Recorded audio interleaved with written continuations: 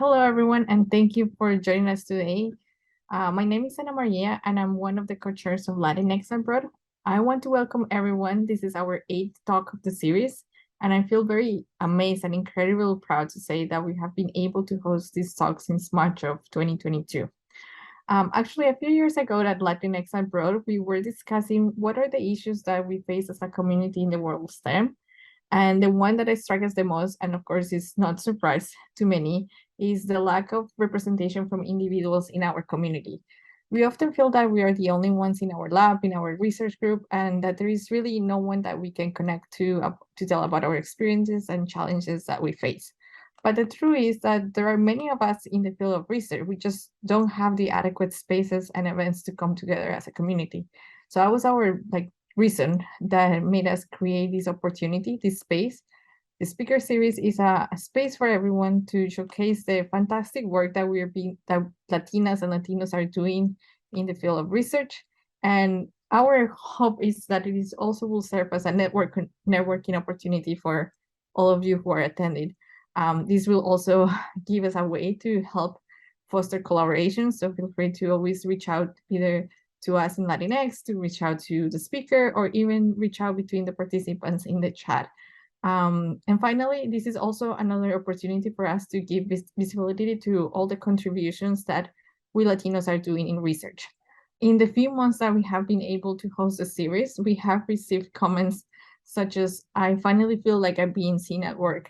It's great to see the diversity in research and researchers in the field. So all these types of comments are our inspiration really to continue the work that we're doing in this place.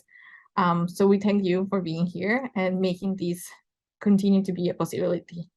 But especially today, I want to highlight that all of this wouldn't have been possible without the support of one person in particular, and that is Rene Salazar, who was our Chief Equity Officer here at the Broad. And he was the one person that from day one, when he heard about our project and what we wanted to accomplish with it, he supported us right away.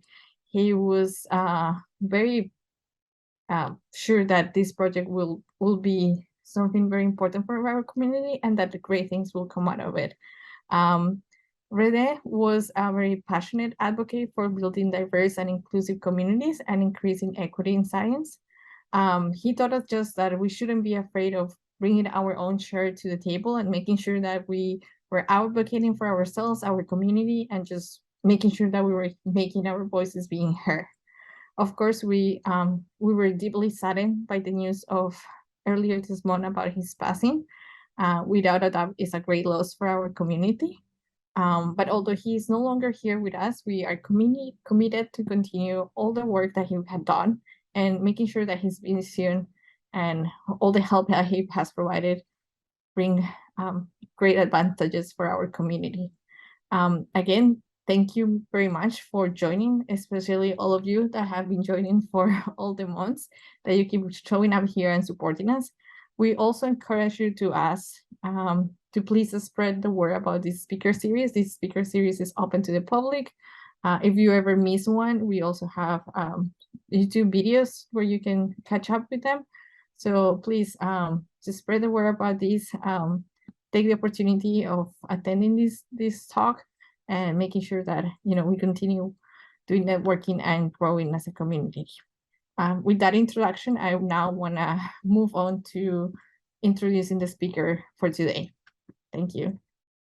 Hi, everyone. So our speaker today is Dr. Ana Mendes-Silva, who's a postdoctoral research fellow in the Department of Molecular Brain Science at the Center for Addiction and Mental Health, CAMH, in Toronto, Ontario.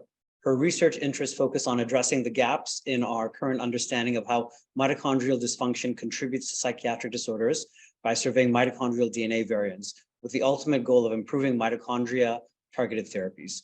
Currently, Dr. Mendes-Silva is investigating whether mitochondrial DNA variants are associated with structural brain changes in psychosis, spectrum disorders, and for her work, Ana has received the 2022-2023 Womenmind Fellowship Award, and in 2021 and 2022, a Discovery Fund Fellowship Award. And in 2022, she received the American College of Neuropsychopharmacology Travel Award, among others. So take it away, Dr. Ana Mendes-Silva. Hi, everyone. I hope you are having a great time today. I'm really sorry to hear about your loss.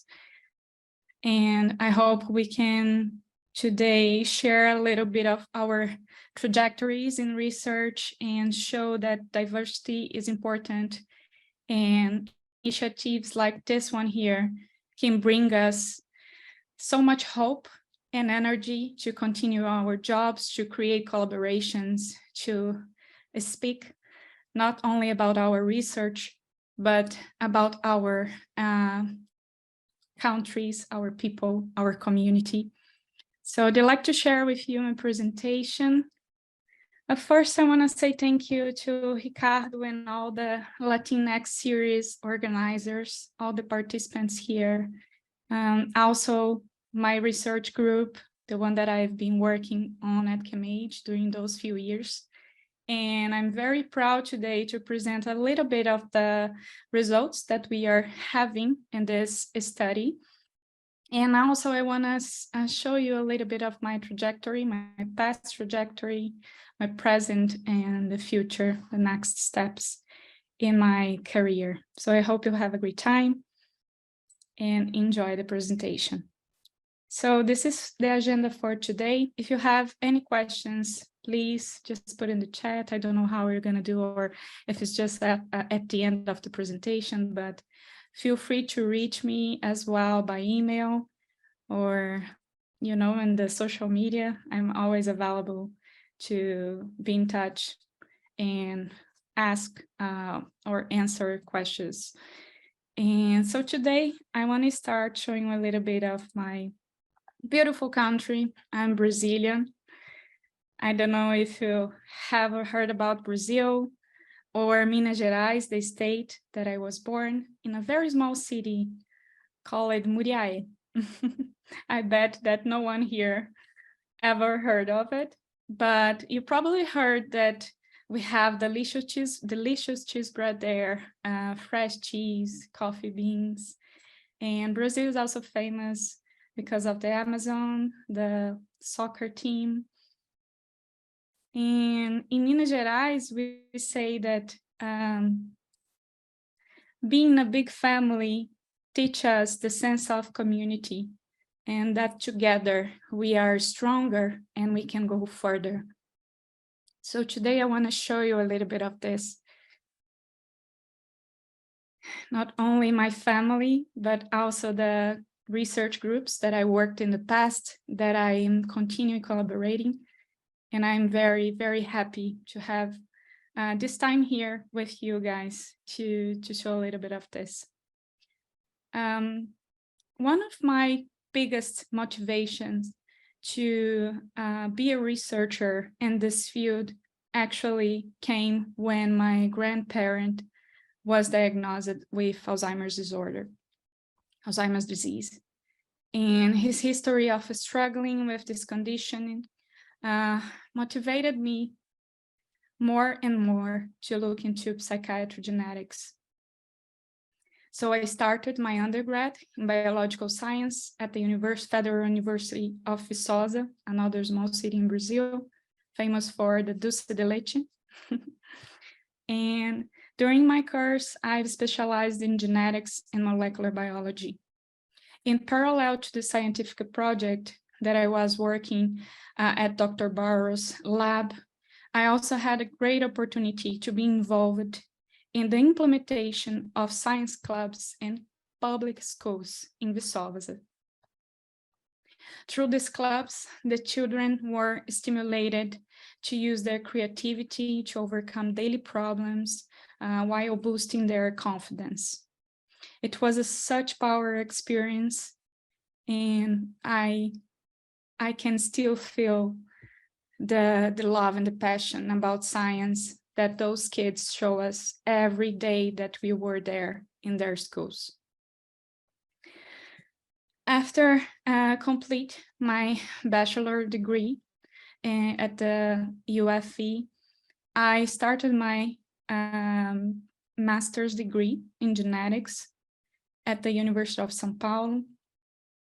And during my graduation, also including my PhD, I had the opportunity to work with different research groups in different universities.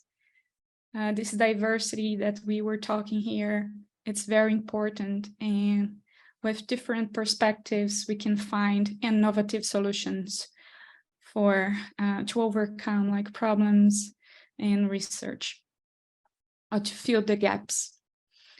My work was mainly focused on the investigation of the genetic and neurobiological mechanisms of late life mood disorders and Alzheimer's disease. And together with the research teams here showed in the pictures, we contributed to the identification of shared biological pathways between those two disorders, major depressive disorder and Alzheimer's, and the discovery of a brain-enriched microRNA 184 associated with depressive-like behaviors, which resulted in 2 patent applications. And I always say that doing research is not easy, and it's essential to have support from family, from friends, from colleagues, from community, and also from government. And I want to point out here how important was for me the education that I received in Brazil and the opportunities that were open there to me that brought me here in Canada today. So at the end of my PhD, I received a postdoctoral research job offer from Dr. Denise, and I moved to Toronto on December of the same year, 2018. And since I started my postdoc here, I've learned more and more about psychiatric genetics. I've been creating collaboration in different groups as well, and understand a little bit more of the molecular mechanisms underlying the mental illnesses. It's been a great experience working with well-known researchers in a multicultural group. I never thought that one day I would be talking to those amazing researchers, working with them and learning from them. And I can say today that I'm more than an enthusiastic young neuroscientist. In these years working at CAMH, I have conducted basic and translational research, and I've contributed to the evaluation of peripheral biomarkers in neuropsychiatric disorders to understand better the link between the periphery and central nervous system. And along the way, I got a strong interest in mitochondrial biology, so I switched my research focuses on addressing the gaps in our current understanding on how mitochondrial dysfunction creates a risk for mental illnesses.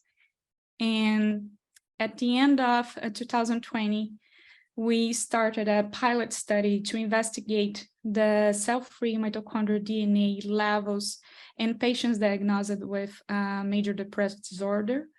And we found that the levels, higher levels of the circulating cell-free mitochondrial DNA were significantly associated with the severity of the depressive symptoms, frailty. And we decided to, after this, we decided to study more about mitochondria, study also about the DNA variants, how they could contribute to the development of psychiatric disorders, phenotypes, with the ultimate goal. I don't know if in how many years or if at the end of my research career, I will be able to do that, but the ultimate goal is improving mitochondria-targeted therapies. So today I'm very happy to show you an overview, preliminary results, and future steps of our project that investigates whether mitochondrial DNA variants are associated with structural brain changes in psychosis spectrum disorders. But today we are only show some results from bipolar disorder cohort. We are also investigating in schizophrenia patients. And I'd like to thank you, Dr. Goldstein, who is our collaborator in this project. And I'm going to talk a little bit more about our study design, the concept, methods, results. And if you have any questions, feel free to reach me at the end. So to start, it's important to understand the mitochondrial function, the biology, and how mitochondria can have a key role in the development of disease, especially the neuropsychiatry ones. In the last decade, several studies have reported mitochondrial abnormalities in individuals diagnosed with disorders, including depression, psychosis spectrum disorders, anxiety, Alzheimer's disease, Parkinson. And mitochondria are small organelles involved not only in the production of energy through oxidative phosphorylation, but also play an important role in intracellular homeostasis, calcium balance, and the metabolism and in the conversion of fats, proteins, and carbohydrates. The mitochondria are the major source of reactive oxygen species, ROS, and they are key players in the oxidative stress cascade. So they have an important role in signaling their metabolic state to the nucleus and to the other cells in response to stress. These organelles also participate in apoptosis. They are crucially important for innate immunity, and the dysfunction in those organelles can result in higher ROS production that can directly affect mitochondrial DNA integrity. This can lead, for example, to the spreading of free or exosome engulfed mitochondrial DNA fragments. I'm going to show you more detail in the next slide. And those fragments can be found, for example, in extracellular space in body fluids such as saliva, blood, urine. Mitochondria has two separated copies of DNA. We have one in the nucleus. Some genes are in the nucleus, were transferred to the nucleus, and we also have a mitochondrial genome inside the mitochondria that contains 37 genes that encode for 13 proteins and RNAs, including tRNAs and RNAs. The lack of protective stones in the mitochondrial DNA creates actually a limited efficiency on repair mechanisms compared to those of the nuclear DNA. So following a little bit about the mitochondrial dysfunction scenario, we can see here in this picture, I'm gonna explain a little bit about it, that when the cell is under stress, cellular stress, we can have, for example, here, increased state of oxidative stress, and the mitochondria can be compromised due to either direct damage and increased attempt to cope with metabolic cell demand. There's an increased amount of ROS, reactive oxygen species, in the 3 complex 1, 2, and 3 of the respiratory chain directly affects mitochondrial DNA integrity, which may cause mutations in the DNA, leading to bioenergetic mosaicism. We're going to talk about this in a few moments. Also, the accumulation of mitochondrial DNA within a highly oxidative environment likely to overcome the attempt of autophagy to digest the damaged mitochondria and the mitochondrial DNA fragments containing the variations. This can lead to the mitochondria can burst and leads to the spreading of free or exosome engulfed mitochondrial DNA fragments in the intracellular and also the extracellular space. So at the same time here, this stress that caused the mitochondrial dysfunction here, and we have 3 different phenotypes that we can see. We have the heteroplasmy, so inside the same cell, we can have mitochondria containing the mutation, and inside the mitochondria, we can have the DNA with mutations, the variations. We also can have mitochondria containing the reference allele, for example. So we can create a state of heteroplasmy.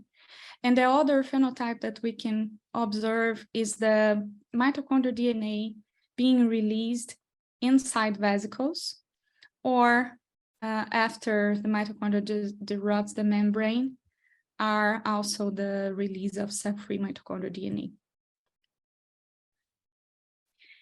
So at the same time here, this process can trigger the inflammatory response by promoting activation of pro-inflammatory genes, as you can see here, or entering the cytoplasm or the extracellular space. For example, mitochondria damps, this here, also known as mitochondrial alarmins, can become pro-inflammatory and initiate innate and adaptive immune response by activating cell surface and intracellular receptors.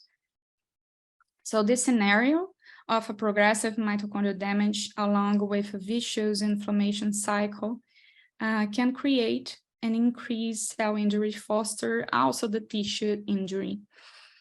As mitochondrial DNA doesn't have protective stones, as we talked before, the mitochondrial DNA repair is very limited, and this can create a bioenergetic mosaicism. So inside the same cell, we have mitochondria that has more Y-type alleles, for example, than the variants, and we have like a degree here, a range. And after this threshold, this mitochondria does not function anymore. So this cell, if has, for example, more mitochondria containing the mutations, is not going to produce, those mitochondria are not going to produce the same amount of energy than the other ones. The causal implication of the mitochondrial DNA mutations in psychiatric disorder has been a little bit controversial because of the multiplicity of mitochondrial genomes, which allows for the coexistence of mutant, as I told you, in the Y-type genomes within the same cell. And this phenomenon is referred to heteroplasmy. So some studies are showing that the proportion of mutant mitochondrial DNA molecules can determine both the penetrance and severity of expression of some disease. Now imagine tissues with high demand of energy. What could happen with those tissues? They could display symptoms. They could be the first one to display symptoms of mitochondrial dysfunction, for example. In fact, the brain consumes around about 20% of the total energy the body needs, and the dysfunction in those organelles may alter critical neuronal processes, contributing to abnormal brain development, abnormal brain functions, cognitive impairment, psychosis.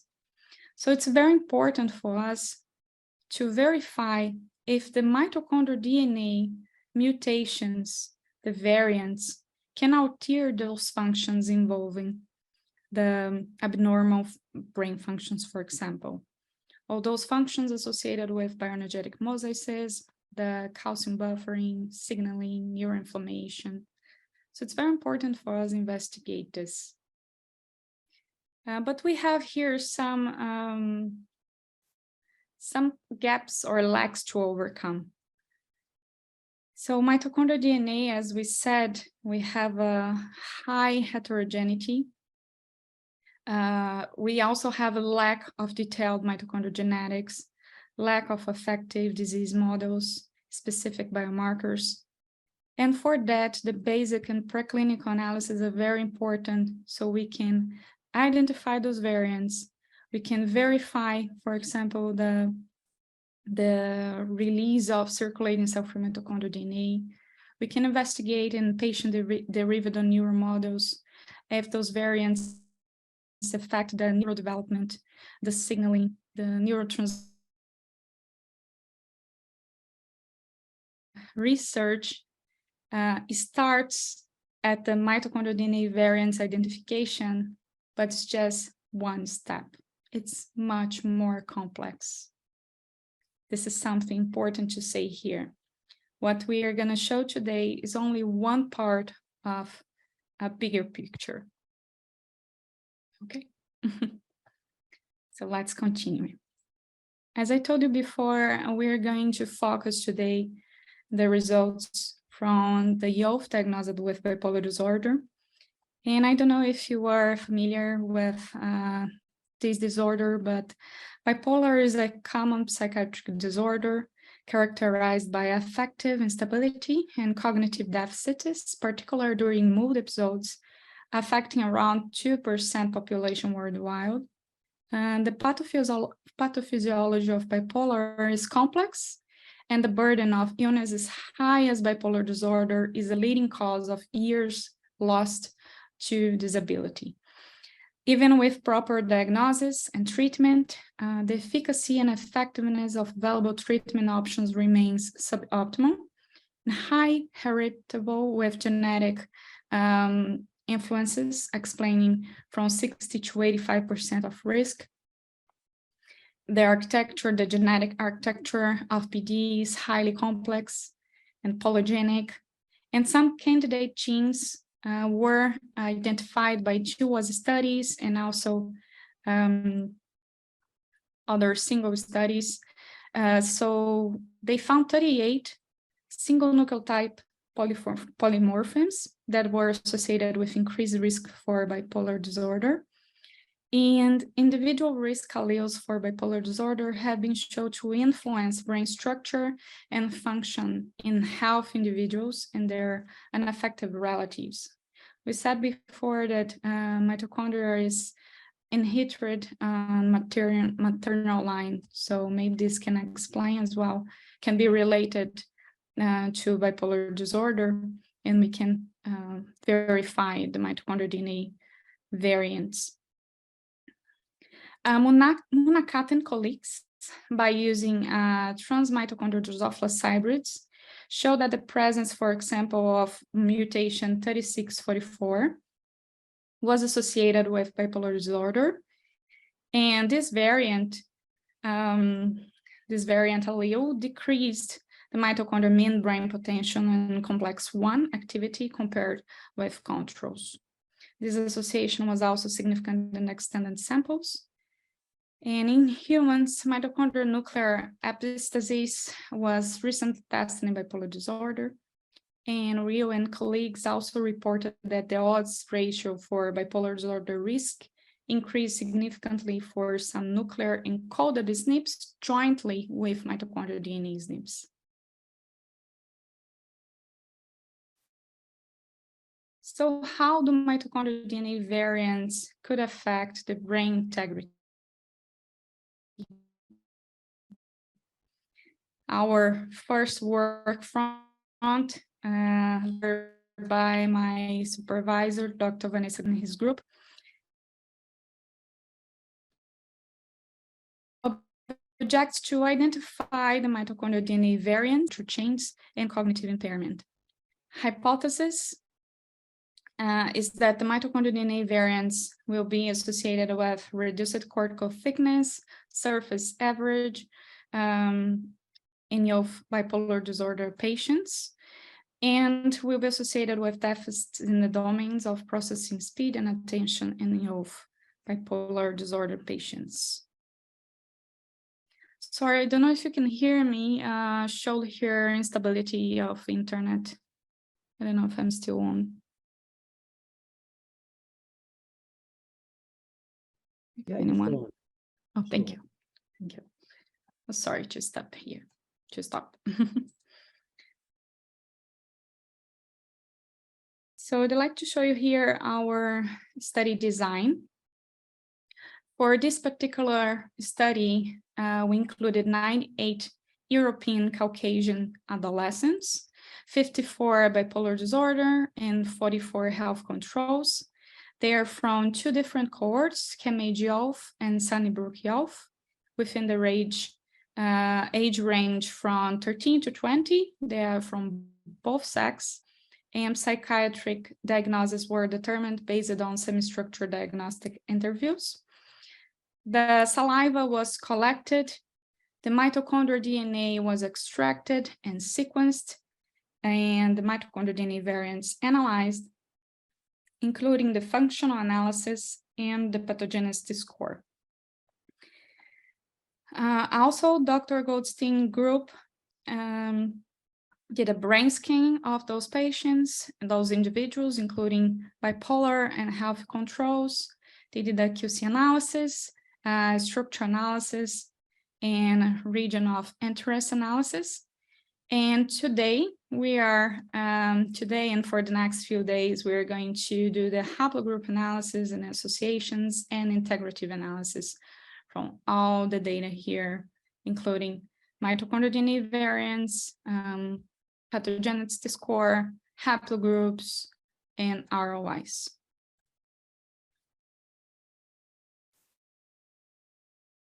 Just for you to understand a little bit better our mitochondrial DNA variants analysis workflow.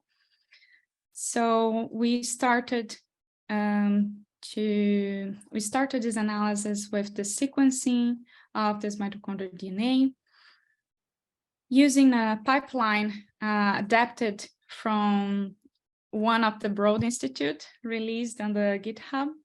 We use it for the alignment ones and heteroplasmic ones. Also the common variants.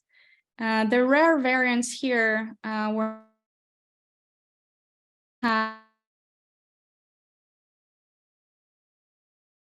we also had another parameter to see and confirm that we are not able to do this for now. After the common variants identification, we did a function analysis to identify the potentially harmful variants, and we built pathogenicity score. And now we are finishing the haplogroup analysis to do at the end the integrative analysis, as I said before. So for the alignment and variance calling analysis, together with Lucas Tanigut, we adapted the pipeline from the Broad Institute group at the workflow. And first, we used the FASTQ files that we received from the sequencing analysis. We aligned against the human genome, and the variance calling was did in two different ways. First, without the shifting, and the second one, we have a shift of 8,000 pair base here because the mitochondrial DNA is circular, and in the control regions, for example, it's hard to identify variants there. So if you do the shift, this variance calling is more efficient. We also added the blacklist sites for to identify, for example, phantom mutations, and also the deletions. So after the alignment, we did the quality control process. So first, we exclude all the variants that came from contaminated samples based on haplogroup analysis. We also exclude all the variants that were deletions, given just to start a little bit here, give you something to think about it, is because given the high copy number of mitochondrial DNA inside, for example, a cell or inside a body fluid, release in body fluid, mitochondrial sequencing is highly sensitive, and because of this, contamination with exogenous DNA as well is of concern. So not only contaminated based on the haplogroup analysis, but also exogenous contamination here.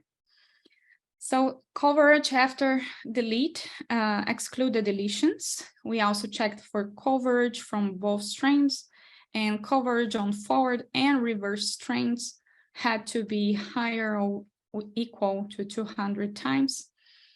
We also calculated a forward and reverse ratio based on the coverage of each strain, and we select the variance between this range 0.5 and 1.5. We excluded variants that were in the phantom mutation sites. I don't know if you heard about this, but phantom mutations are systematic artifacts generated in the course of the sequencing process. In particular, phantom mutation hotspots could easily lead to misidentification of somatic mutations.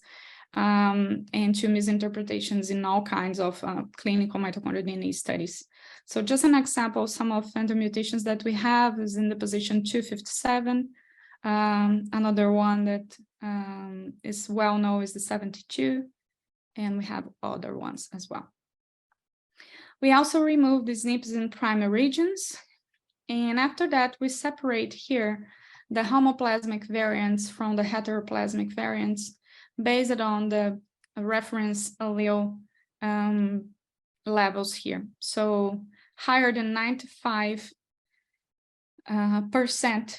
of the allele frequency here, we say that they were homoplasmic variants. And below the 95 and higher than 3%, they were heteroplasmic variants. So we separated in two different files, and we verify the transitions and transversions ratio. First, we checked for unique and biallelic variants. So from the total, the raw data, we select the unique. We count the number of transition mutations. So transition here are interchanges of two ring purines, for example, A, adenine and guanine, or of one ring pyrimidine from cytosine and thymine, for example. They involve bases of similar structure. And transversions are interchanges of purine for pyrimidine, which therefore involve exchange of one ring and two ring structures. So we count the number of transition mutations and transversions, and we calculate the ratio between those numbers. And we have a reference here used for quality control that is between 20 to 38 transitions by one transversion. So we did this for our samples. And here comes the first results. You can see here the demographic data.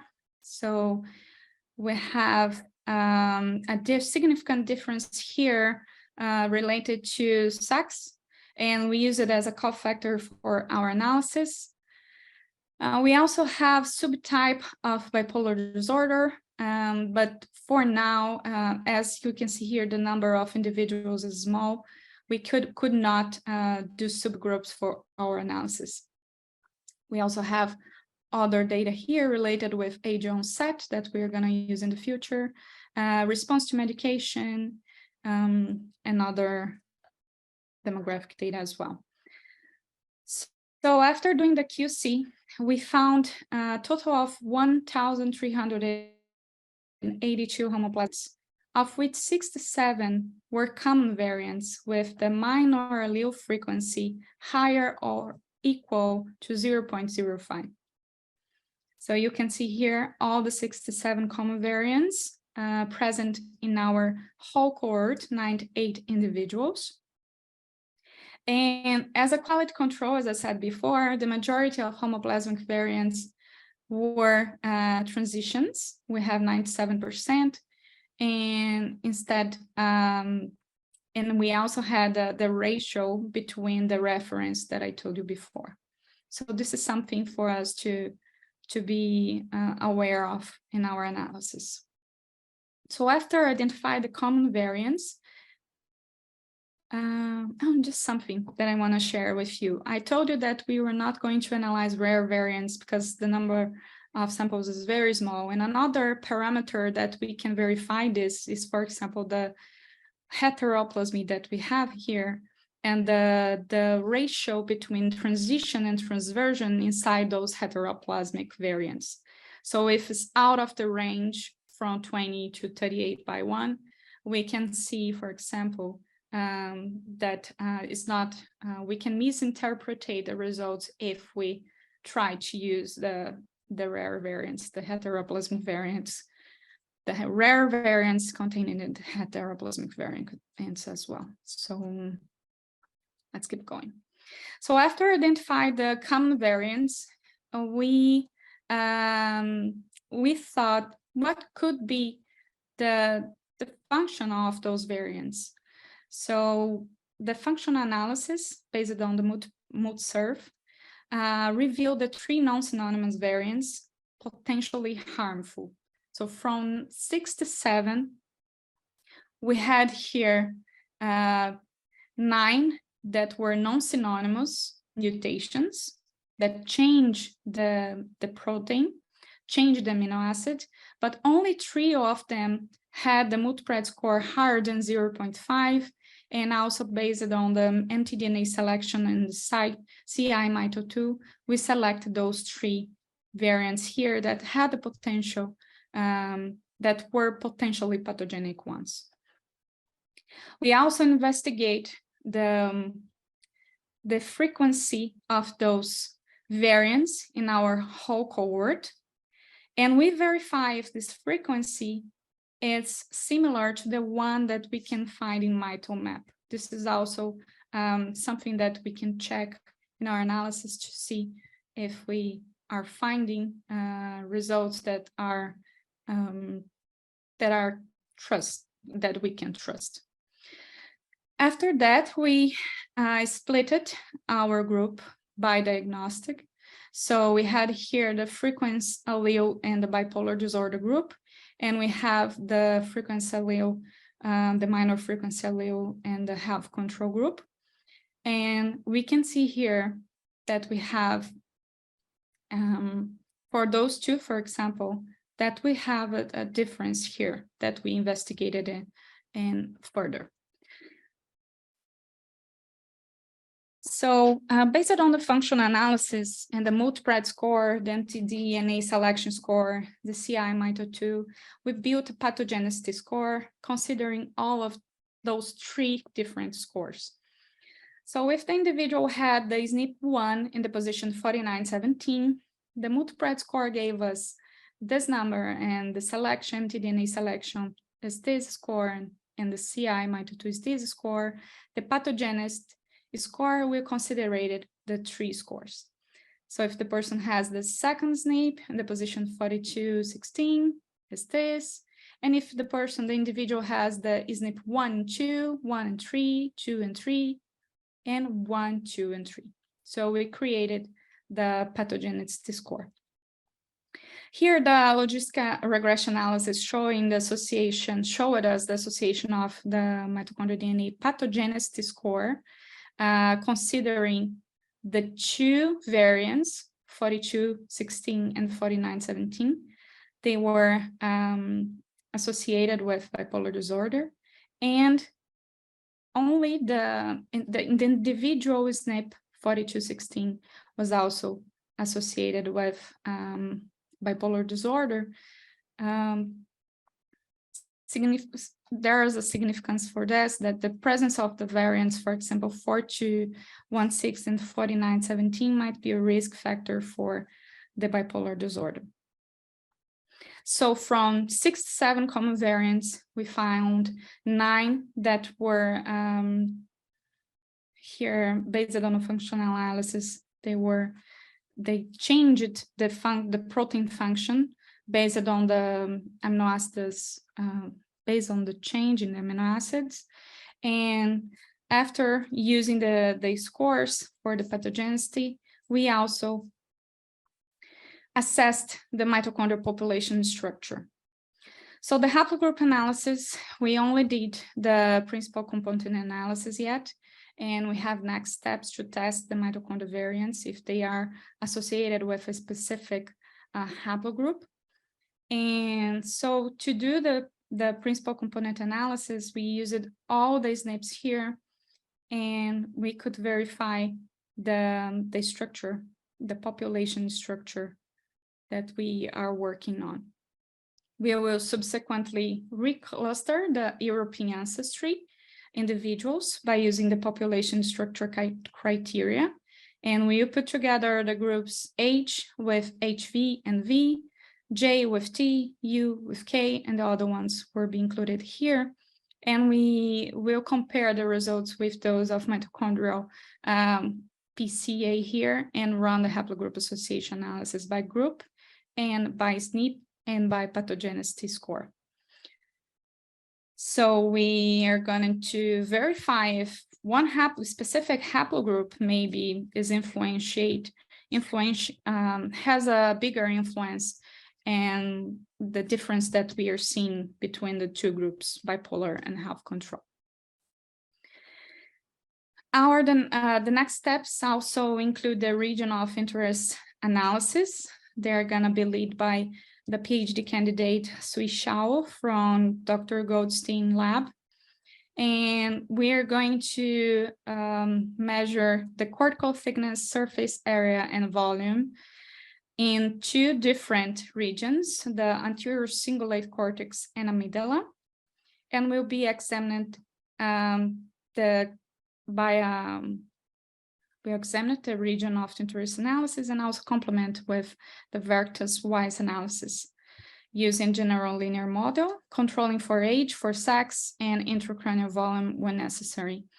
And at the end, we're going to do the integrative analysis, putting all those data together, mitochondrial DNA variants, pathogenicity score, and haplogroup analysis, and the ROIs to verify if a specific variant or two variants could be associated with a brain structure change.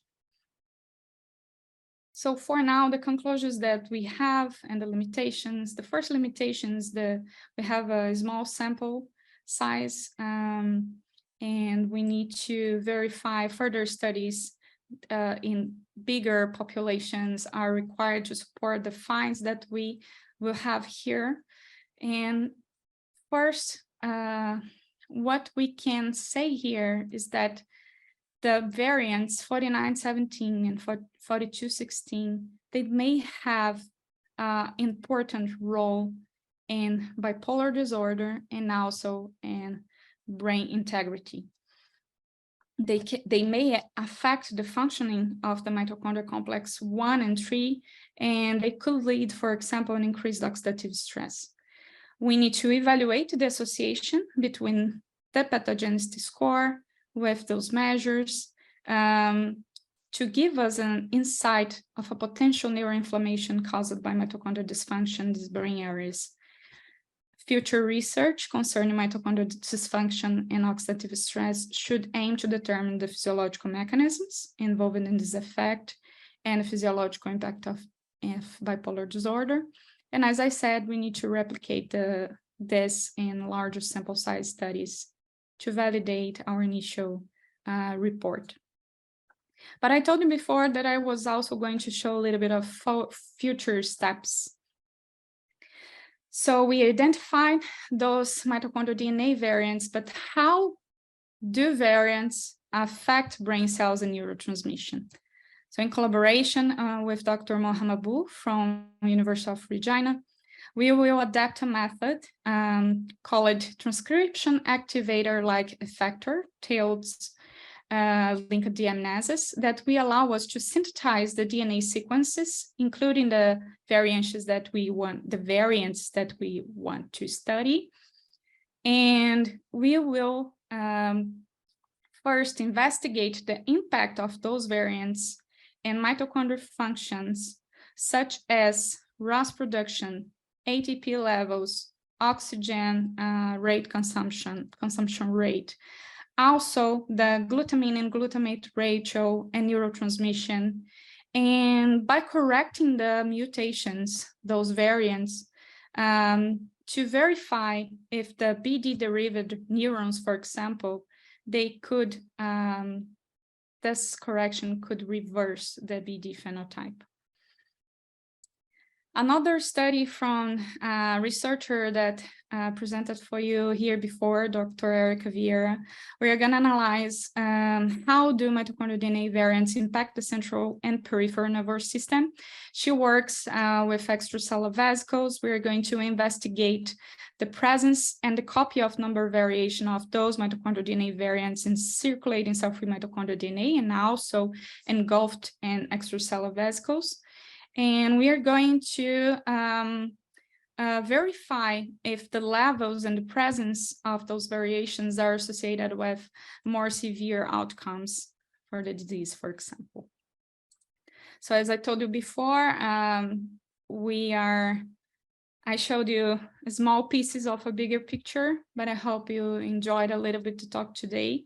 I'd like first to thank you, all the participants and their families, the community support, also the CAMH and UFT team, my PI, Vanessa Gonçalves, and Dr. Kennedy, also our collaborators, Dr. Goldstein, and other universities as well, the fundings. And I'm very happy to answer questions or try to answer.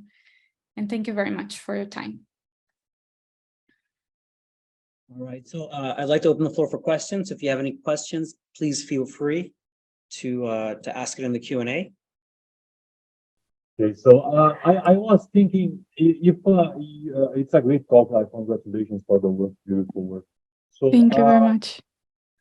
If this mutation that you showed causes dysfunction in complex 1 and 3, and I'm not expecting that you have a answer for this, but I'm picking your brain because complex 1 and 3 has also been implicated in IBD, for example. And why this SNP would cause dysfunction in complex 1 and 3, but in this patient would cause BD and not IBD? Is there overlapping in diseases? How do you think about this? It's a very, very good question. Thank you very much. I think this is something that always comes to my mind. This is why it's so important to investigate the mechanisms and use, for example, cell cultures and try to verify, because we have this, as you said, overlap between different disorders, right?